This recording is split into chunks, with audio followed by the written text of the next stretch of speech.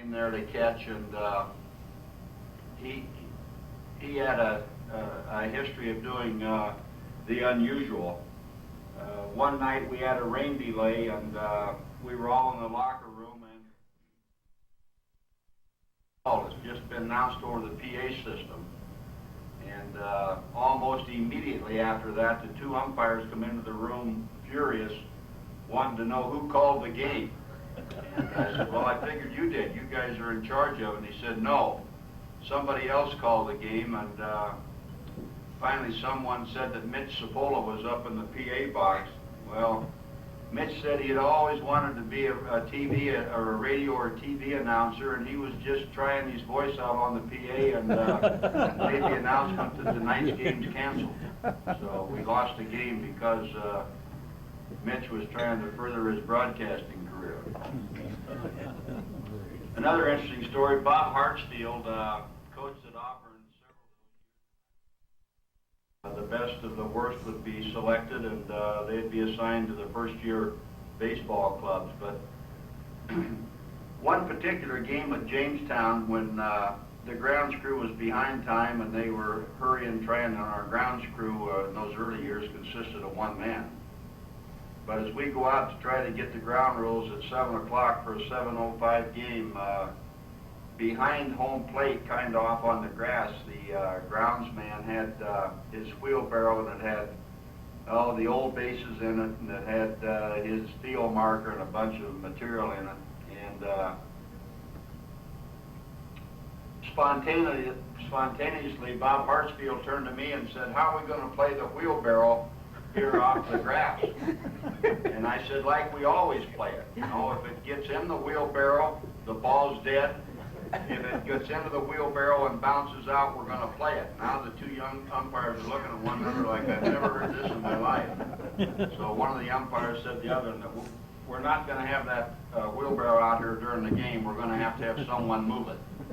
But Bob Hartsfield and I laugh about that to this day.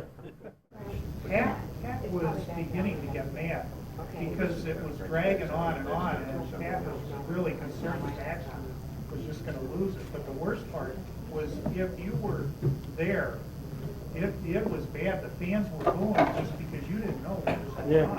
And it was a real lull when you were there. When you saw it, there on film, it's fantastic because you had some sound. But I remember the fans were having a fit. And I remember once Pat said, that's it, we got to stop this, because he got concerned about the kids. Well, did they have to take him out of the game, or did he pitch? No, he ended up winning the game. Oh, he won the game, huh? Make the players check for the get home on expenses. And many of those players would, during the season, come out and borrow $100 or $200, and I'd take that out of that last check. This happened this morning, and Galarraga was there, and he said, will you drive me up to the airport? And I said, sure. And when the other players got their money, I took him to the airport, and on the way up, Galarraga said, I don't understand why these people have to borrow any money. He said, I had so much money, I had over $300 in my savings account. That was something for hard to believe, because the kids spent money on liquor and girls and everything else, but not Galarraga. He had a girl he was in love with from his hometown. He never went out, never did anything. One other thing that Galarraga did in a playoff game, it was the ninth inning, and we were one run behind, and he hit a long ball that went out the center field fence and hit right on the inside corner of the fence. And instead of going over, it bounced back in the air, and he got a double out of it. We lost the game by one run. If it had been an inch higher, it would have gone over. Pat, it's great to hear from you again, and I enjoyed it a lot. Many memories. Thank you. Hi, Pat. Kerry Kellogg here. A couple of quick stories, reminiscing a little bit. Back in 1979, we were on the road and only on our last series, and I happened to go in and pitch the last 6 innings of a ball game. where I did quite well to end the ball game, and Jeff Porter brought me into the locker room and iced me down, and he had a roll of rings on the side of his pocket. So we started going through those rings, and we opened up some of the doors inside the locker room, and lo and behold was a huge barrel of Yankee uniforms that's been sent down. And I looked at Jeff, and he looked back at me, and he knew what I was thinking, because I had been a Yankee fan all my life. And he said to me, "All right, just take one." So I took number 27. It was an outfielder by the name of, I think it was Elliot Maddox. And I think I made more money off that uniform than I did in the 2 years in the minor leagues. The next story was the next year, 1980, when we had a lot of games on the road. I don't remember if it was July or August. And we had a terrible month. I think we lost 20 out of 29, and you were finding everybody on the team for anything. And one night I don't know if it was Geneva or Little Falls, but I had met a young lady during the ball game, or before the ball game actually, in the bullpen, and she asked me to come over that night, and I didn't know if I could sneak out because you were on the rampage, and I think you were a little low on money that month. So I did wait till you came by to check all the rooms, and I was in there with Larry Glasscock, and they were all laying on the bed playing a couple games, and there was a pair of feet at the end of the bed, and it wasn't me. and you didn't even take time to look to see who was in the bed. But anyway, about 3 o'clock in the morning, I come through the front door of the hotel room, and I heard your voice, and I think you were working on your statistics in the bar room. And it was about closing time, and there was a little closet off to the right, and they had all the jackets in there, probably the customers, or I don't know who they belonged to. But I hid behind one of them until I guess you were on your way back to the room. And this lady came out, and she looked into the closet, she got her jacket, and my face was right behind that jacket. And she screamed. And you come running out, and you didn't say anything but $25. Anyway, those are a couple of stories I remember. It was good to hear from you, Pat, and maybe we'll be in touch some other time. Perfect. Well, Pat, it's good to hear from you again, and can reminisce. And you know, the thing about reminiscing, it takes some of the sharp edges off and brightens some of the shadows. I have a lot of good, fond memories of your time with the Expos and your being here in Jamestown. And I was glad to see, in part of your reminiscing, and Greg put the pictures together, that you were constantly not only training ball players, but you spent a lot of time training umpires. And a lot of that happened here in Jamestown. And your reputation precedes you, I'm sure, no matter where you go, as far as that's concerned. But when Greg was flashing on the stand or on the screen some of the rosters and some of the lineups, and boy, there was a lot of major league ball players and a lot of great young men that you touched down at the stadium and through the highlight of the Expos here in Jamestown, and put a lot of them on some major league rosters. And I'm sure as an individual like Tony Phillips and a lot of them felt you were probably one of the best managers that was in their life and had touched them. Because just the things that Kerry shared with you, that you were human, that you were understanding, you were a taskmaster, and all of those things were important. One of the things I can recognize now more so than it was going on, and you touched about it a little bit in your comments about the community. You were a community person. You helped sell the ball club not only between the chalk lines and in the dugout, but you helped sell the baseball program here in Jamestown to the community. You were well respected by all of the fans and all of the local management people, but the person on the street in Jamestown was really the nuts and bolts of professional baseball here in the community. Respected and loved you so much, no matter where you were, whether you were in or out of the stadium. And that we're indebted to you for that, and will be forever. And a lot of the good memories that we remember and think about, as far as I'm concerned, and others, the name of Pat Daugherty comes up often, and we're so very pleased and proud that you're part of the history of our program here in Jamestown. Thank you. Okay, Pat, it's Jim minus that hair from back in the 70s and 80s. Thanks for bringing up the name. I was telling Greg the story the other day and couldn't remember the name, and you brought it up, Mike Shervish, the ladies' man. You may recall when Mike was here, he was from the Detroit area, and as you said, he was a ladies' man. He was having a little fling with a doctor's wife from Cleveland who was up here staying at Bemis all that summer. Well, the one year we played a game in Cleveland, which you'll recall, against Batavia, and it was prior to an Indians game with the White Sox.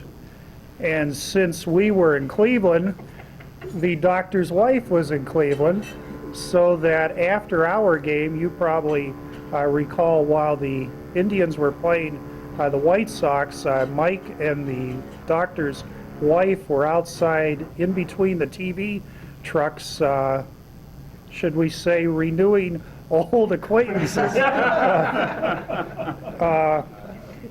Then there was the good story about Mike. You were standing out at third, you're coaching, and the inning was already on, and the batter due up to the plate was Mike Shervish.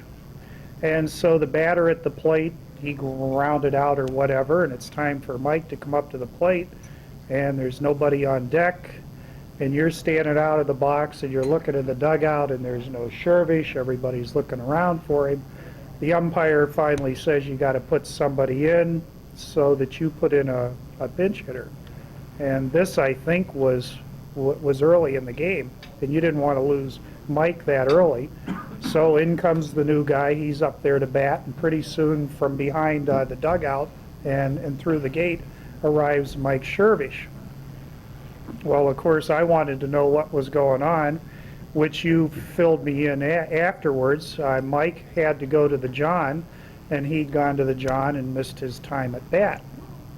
And that you were rather ticked about the whole affair, but then you told me afterwards, when the inning was over, Mike, he came up to you and he said, I just want you to know, Pat, I'm not mad at you for pulling me from the game, which you didn't go ahead and strangle him then, I remember that. But one of the best stories was, you'll remember pitcher Glenn Kins, who was, I can't remember, a starter or a reliever, but you yanked him out of a game. And of course, Pat, you've been a coach and a manager for all these years. You teach team is important, I is not important, everything's for the team. You yank Kins out of the game, and you're out there on the mound with the new pitcher, and that when you got back to the dugout, you found Kins was over in the corner with his back to you, which you went over to find him with a piece of paper and a pen figuring out his ERA, which you weren't too pleased about that. I think that's enough of the stories for now. I want to keep you on an even keel. Thanks for the time, Pat. We'll see you. Pat, I can't help but bring back memories as Pat Morrell talked about Galarraga putting money in the bank during the season here in Jamestown. You most certainly must have put some money in the bank, because your per diem payment, you never had to spend it because you lived in the coach's quarters under College Stadium in those days. And I can remember going down there after you had been out one night after baseball doing the things you needed to do in the community, and you were still paying the price for that early that next morning. And there was about 8 inches of water on the floor, and it was about 2 inches above your cot, and you couldn't understand why you and everything you owned was soaking wet. And that was some of the things that you were so generous when you said the less than favorable conditions at the stadium at the time. But because you stuck with it and suffered through it, and now we have a beautiful stadium for people to use and to utilize as a training facility for minor league baseball. But for getting your per diem money, I hope you invested it wisely, and because you certainly made enough during the years you were here by not paying motel bills and living out of the concession stand. But Pat could always tell there must have been a night when the photos were not good. I wasn't getting good shots, and that's the night he decided to go out and get into a fight with the umpire. And then, boy, the next day he'd ask me for copies of those photos. He'd always be up there. But the thing he didn't tell about the travesty was not just the one on the box. I I'm almost sure it's Pat. One night he went out and he got in an argument with the ump. And his hat bill bumped into the ump and he got tossed for doing that. So that the next night he gets in an argument again. So he's heading out to yell at the ump, and that he'd remembered what happened the night before, so he took his hat and turned it around. He tossed him for turning around his hat because he said he's making a travesty. So he couldn't win.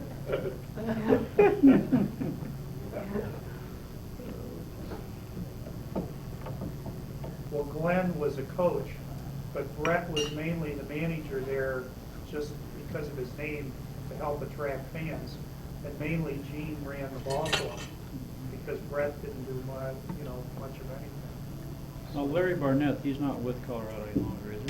You mean Bernard? Yeah. He's with somebody. I think he is. Yeah. He's still with them? Yeah, he's still with There's them. another personality down here. Yeah. He might be with Yeah, I don't Florida. know where he's. I lost He's track. with somebody. I know that. But the Expos put a lot of personalities in down here. Jim, while you're talking, why don't you just give the group, we got a little bit, at least while I'm eating, kill some time. Why don't you give this squad a little bit of where everybody is that you can recall? Some of the ball players, we were talking a little bit about that. I just started a list down at work again. Jammers and the Expos. The Chicago Cubs now invited to spring training Derek White. There's somebody else with the Cubs. I can't remember who. Joe Siddle just got sent down the other day. He's still with the Tigers, who played with the Expos here. Jeff Tabaka, a left-hander, is going to make the squad for Pittsburgh as a reliever, probably. Well, Trammell will be a starter now for Tampa Bay. Brian Corey got drafted by the Diamondbacks, but I don't know that if he's going to stay there. Somebody who is going to stay there, and when I ran that whole spread a year ago on former players, I called Russ and I called others and I said, is there anybody here we've missed?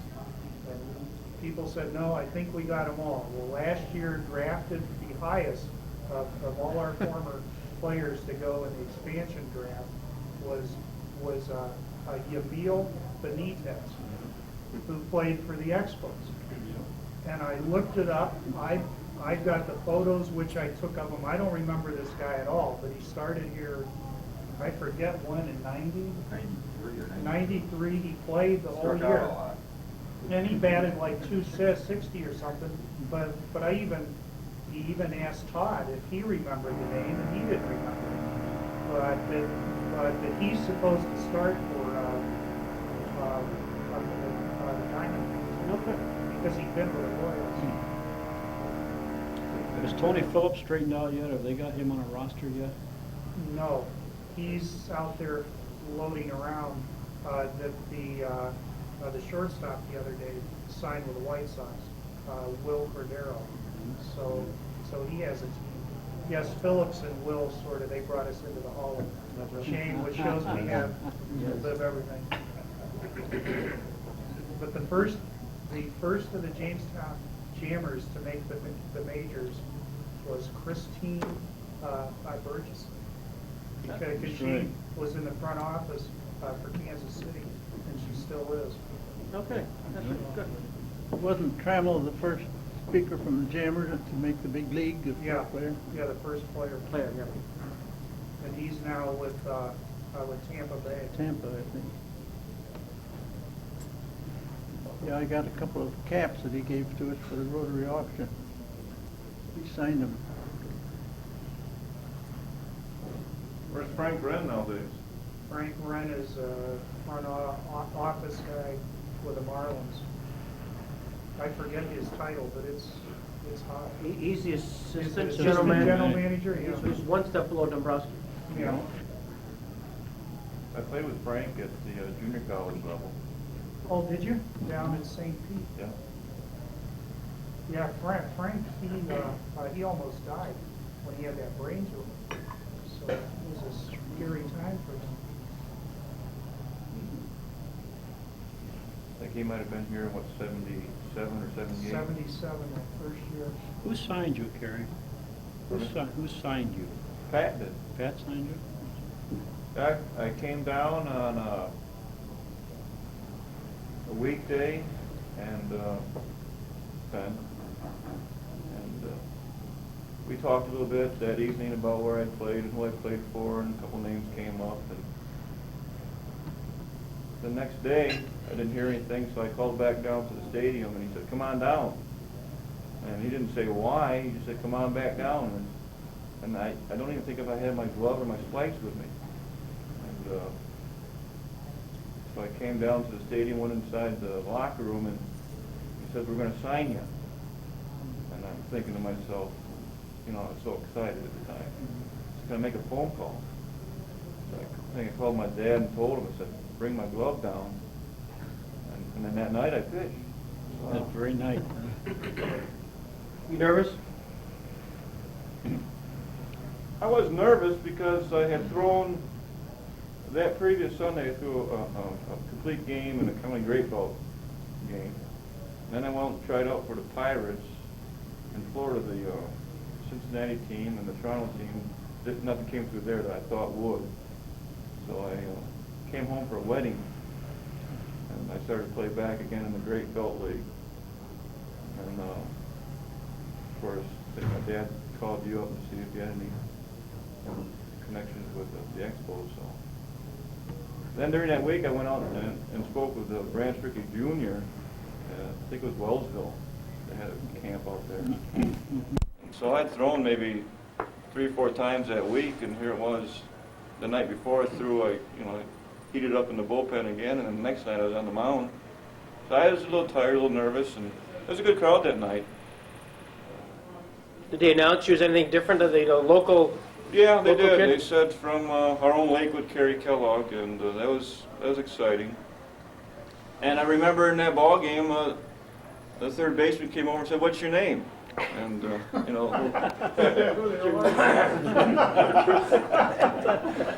That's minor league baseball at its best. so I remember What's your name? the second inning of the ball game, or the second inning that I was pitching in. I don't remember who it was at third. I know it was. I have to get an old roster out. What's the year? 79. Was it Roeder? Steve Roeder? Well, he played that year, but I don't know if he was at third that day. And then a good shortstop, Terry. No, it wasn't Terry. I forget. Eldridge? I remember there was an Eldridge. Right. He played outfield. Right.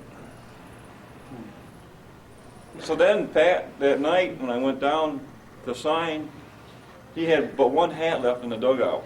And it was a real small hat, and he gave it to me, and it was so tight on me that I was afraid it was going to pop off during any type of the game. And I took it off, and I think it was so tight. There was a red band there, and I think you could read the Wilson name on it. I think that hurt more than anything that I've ever had. It's like being at the dentist's office. I mean, it's just so tight. How'd you do that game? I started out fine, but I got a little wild the next inning. Mm-hmm. So Pat came up and relieved me of my duties. I've had, good outings and bad outings. Who did you pitch against? I mean, what team? Oh, I don't remember. It might have been Geneva. I don't remember. Your dad was sure happy. Yeah. But then, that same year, I was pitching against Oneonta the last series, and against the Yankees, and I did quite well that night. I struck out the last 6 batters in the ball game, and the next night Jim Fanning was down in Oneonta, and I didn't know if that was a planned trip or an unannounced trip, or it could have been a planned trip where he's saying goodbye to all the players that year.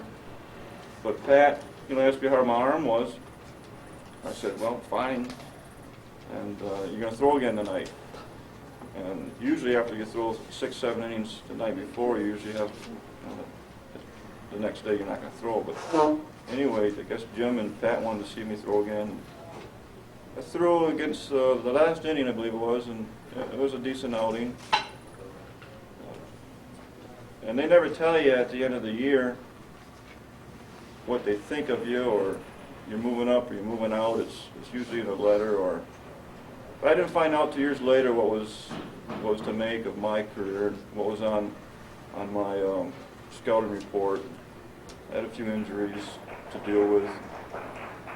And actually, I went that winter. I finished up strong here, so that winter I went back down to Florida and worked out with the Gators again, and spent the whole winter down there just throwing and conditioning and working out. And I went into spring training in mid-season form. I was throwing the ball hardest I ever thrown, and we had a lot of Mediterranean we had some Puerto Ricans on the team, and we had some people there that would speak for them and speak to them and translate the instructions of the day. And that day I was throwing batting practice, and I was throwing quite well, and I was throwing hard, and not many people were actually hitting a fastball, which I really was known for a real great fastball. And the instructions were 15 minutes and the next guy relieves you. 15 minutes, the next guy relieves you. 15 minutes, the next guy relieves you. Well, the Puerto Rican who was supposed to relieve me didn't understand the English instructions, and his interpreter wasn't there. So I was out on the mound in a 90-degree day, spring training, and I was actually getting tired and fatigued, and wondering how long was this supposed to go on. And at that time, I felt something snap in my shoulder, and I went into the training room after the session and iced down real quick, but I didn't leave my name because I was so afraid that if my name got released due to an injury, that was it. So the rest of that spring training I threw with an injured shoulder, and it was painful, but I tried to do the best I could at that time. And I remember it was late in spring training, and they announced I was going to Jamestown again, which gave me a whole month off to rest my shoulder, which they didn't know about. So it actually benefited me in a way, but I never rebounded from that injury, I don't think. But in spring training, when you have all 125 ball players in one locker room, I remember every morning, I think Gib would walk the whole length of the locker room, back and forth amongst all the ball players, and you'd hear the clicking of his spikes going back and forth surrounding all the ball players. And if he tapped you on the shoulder, that meant come on in the office, and there was a plane ticket waiting for you. So that was pretty stressful every morning. Yes, wow. And the big thing was, I think it was 7:30 or 8 o'clock in the morning, and as soon as he passed you by, another day here in spring training. So, and you see the guys coming out of the office with tears in their eyes, and they'd have something in their hands, and of course they on the way home. But luckily I got my release in the mail, so. Actually, my dad called me. I was in Colorado.